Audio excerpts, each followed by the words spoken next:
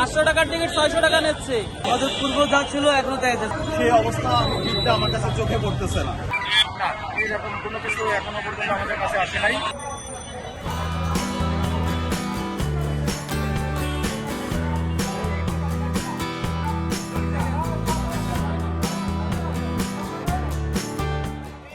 দুলসার থেকে খুলনার উদ্দেশ্যে, খুলনা ফুলতলা পর্যন্ত আমরা যাবো। আমাদের পূর্ব যা ছিল এখনো তাই আছে। 650 টাকা খুলনা আর 500 টাকা গোপালগঞ্জ।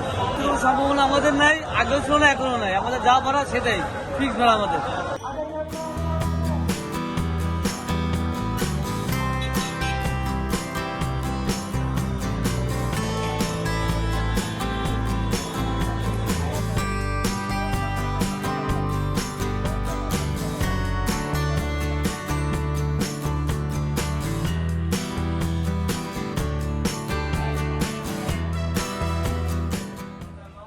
ঈদে যে আমরা প্রতি বছর দেখি যে ঈদে একটা হইচই শুরু হয়ে যায়, ঈদের গাড়ি ঘোড়া জ্যাম বা সিট পাওয়া যায় না। এইটা এবার আমার কাছে মনে হচ্ছে তুলনামূলক কম। আজকে যে অবস্থা থাকার কথা ছিল সেই অবস্থা আমার কাছে চোখে পড়তেছে না।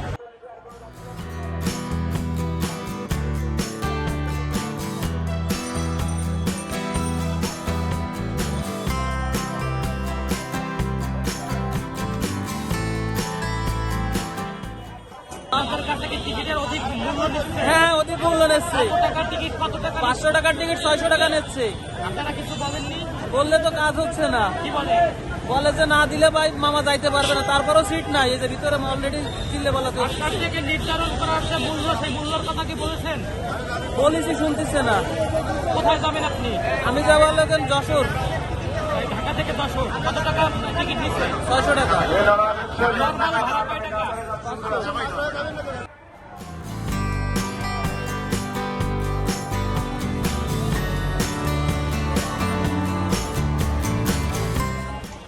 ঈদ যাত্রাকে কেন্দ্র করে ঢাকার শহরে যত দক্ষিণবঙ্গের যাত্রী আছে তারা তো সবাই এই গুলশান থেকে তাদের নারী ট্রেনে গ্রামে যাওয়ার চিন্তা ভাবনা করে এবং আমরা তেমনটি দেখতে পাচ্ছি।